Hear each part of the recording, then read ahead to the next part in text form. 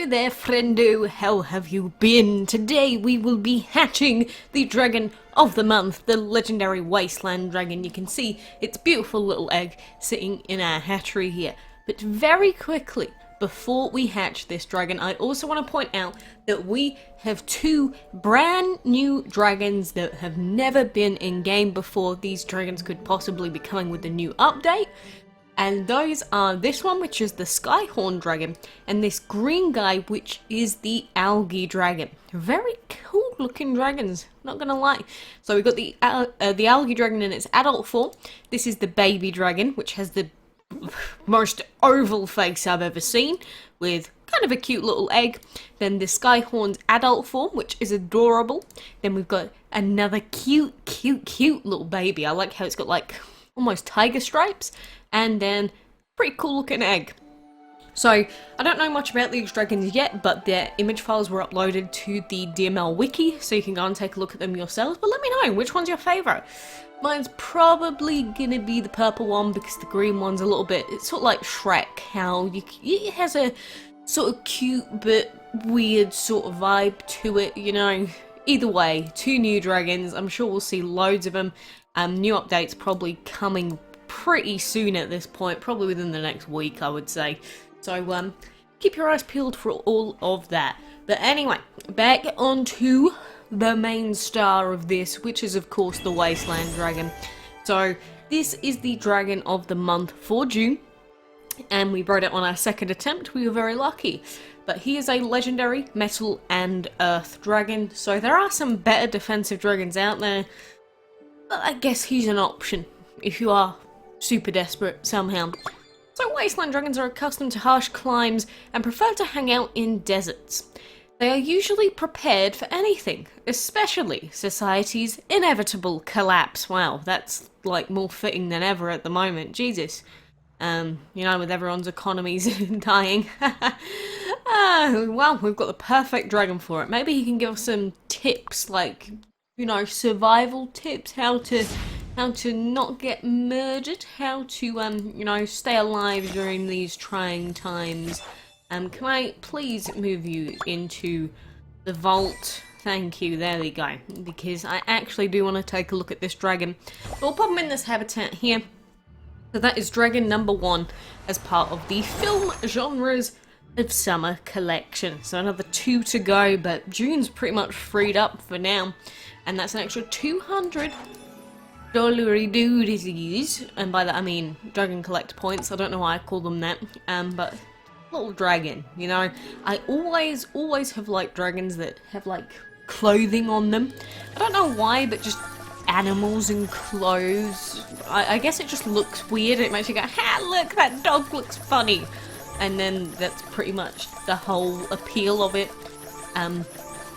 But some of the dragons, it actually kind of suits him, and this guy here, I think it kind of suits him. It's weird that his tail looks like it's literally made out of, I don't know, is that wood? Stone? I don't know. Strange. I mean, it's possible his tail got cut off. I mean, he's the Wasteland Dragon. I'm sure he's resourceful and preparing for the end of the world.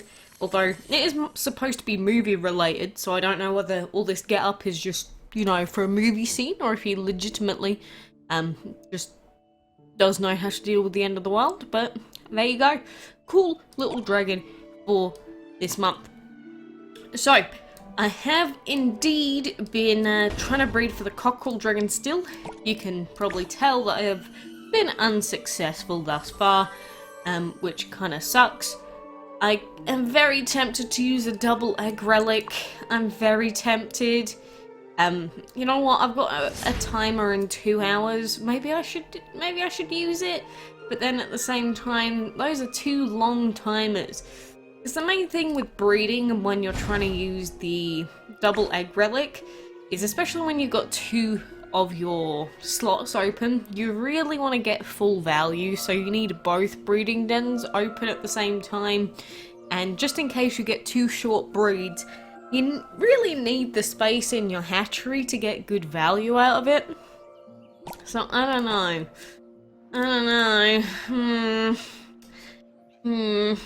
Really, it would be a better idea for me to just wait until like another sort of 10-ish hours from now.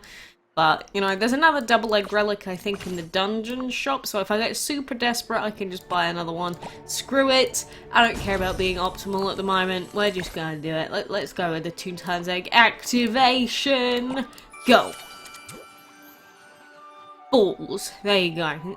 See, this happens quite a lot, but the difference is here, you see, if we didn't have this double egg relic open, we would have gone with another 9-hour timer, whereas instead, because we've had this double egg relic, we can choose the shorter timer here, which is only going to give us a 3-hour and 11-minute timer to go with, which means that's going to be done at pretty much the same time as this sunflower dragon's egg, so then we can, you know, hatch that one, throw that in, do another rebreed, and that's going to give us 4 chances at breeding instead of just 2, and every subsequent time that happens, we can do it. So even though we're not getting massive value out of this at the moment, because the other hatchery isn't free at the moment, I should say, I'm just going to go with it, because again, I can always buy a second one, but with only 3.5 days left to go, I am getting a little bit scared that we're not actually going to get this dragon. And plus, if we want to do the Heroes Challenge, we do need a little bit of time free to still actually finish the event off. So, I'm getting a little bit mad, I'm getting a little bit spooked, and I'm really hoping that the game is kind. Maybe I should have just used the double egg relic right from the get-go, and I think there is a good argument to be had that perhaps the best thing to do with the double egg relics is just use them at the start of the week rather than waiting until it's too late. But, you know, everyone has that hope. It's like, well, maybe I'll just breed it naturally on my first or my second attempt and I won't have to worry. But my breeding attempts have been 14 hours, 14 minutes. They've been the other super long breeding time, the next lowest one. I've had that twice. So the timers I've been getting have been quite long. And people over time have tried to make a point that maybe sometimes it's not a good idea to use leveled up dragons to breed for dragons of the month and dragons of the week because you're more likely to get the longer timers for other epics. And I guess I do agree to an extent, because it's like, yeah, obviously if you level up the dragons that you're using to breed, it will make it more likely that you're going to get epics, which means epics that you don't want. But at the same time, I think the bonus to the actual base odds of you just getting the epic that you want probably outweigh it. Problem being, obviously, that because DML has never released what the bonus odds are if you level up dragons actually are, we're never going to get that 100% confirmed. Like, if we just had the cold, hard stats in front of our face and we could see them, then we could work it out. But for some reason, Gameloft are secretive about breeding odds in a game about breeding, which I've never understood. It's like, yeah, well, we need to keep some of the mystery. It's like, are you sure that you're not just hiding it because you've got some sort of scummy system in the background? Because imagine if Pokemon hid breeding odds, or if other games hid their breeding odds for things, and then people could never ever find them out. It just sort of sucks, because people that enjoy getting full optimization and getting the things that they want and breeding the things that they want just feel kind of, I guess, screwed over.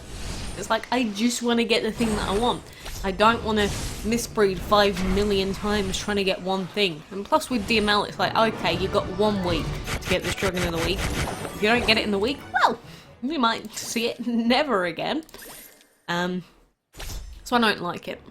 Obviously, one of the reasons I like to do that as well is because then you're going to be more likely to purchase the bundle.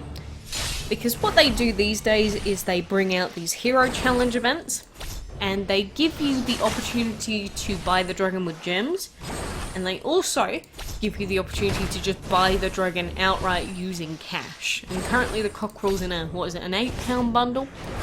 So obviously if they made everything really easy to tell how likely you were to breed it after, say, 10 attempts, and say you had like a 90% chance of breeding it after 10 attempts, which would give you enough time to do the event, people would be a lot less likely to invest and buy the dragon. So, I get why it's a thing. Doesn't mean it should be a thing.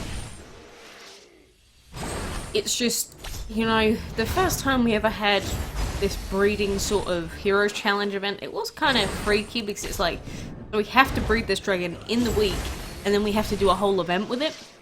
And past that point, then we started getting things like the Breeding Blitz events, and just more events on top of more events, and it's like, yeah, they're obviously going with the shove 15 different events within events model now, because people get confused and they don't know what to do, and then they panic and then buy stuff. Don't do that.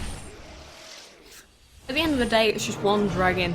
If you miss out on it by like, I don't know, 10 minutes, what's it even matter? I'm sure there's going to be another one that you're going to get. It doesn't matter. Trust me, after this many years of playing this game, you realise there are so many dragons you just will not get if you just don't spend lots of money anyway, so then it's like, I miss a limited time dragon, so what? I miss a divine, so what? I miss an ancient, don't even care. Don't even care. I guess that's a dangerous mindset, because then it's just like, well, you're basically borderline at any point of just not playing anymore. But you also shouldn't feel addicted to something that you enjoy. You should play it for the sake of wanting to play it and it being a healthy thing to do. If you're at the point where you play DML because you have to, or you feel like you have to, that's a problem. And that's sort of the way that they keep people coming back. Ooh, 15 gems. There you go. That's going to keep me coming back, baby. Keep giving me more of those gemmies. Love your game. I actually don't sometimes. Sometimes this game makes me very mild. Either way, you know, we got a new dragon. Our dragon collector points don't really feel like they're going up by very much, but I'm sure we'll get to like 165,000 eventually, which is 75 gems. 75! That's nothing for that amount of points. It's like, literally, just give me more enchantment tickets. 75 gems is nothing.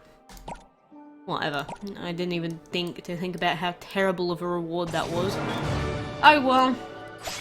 Oh well. And of course in the arena we have the new dragon in. Because it was Amazon before and now we've got Red Rib, so maybe we'll end up getting him at some point. I was close to investing into the Amazon at one point, but schedules and things just did not align this time around. Rest in rip. But anyway, for now, best of luck to you. And again, check out these new dragons. Cute little babies, cute adults. I want to see all the new update dragons anyway. So, thank you, and until next time, I shall see you then.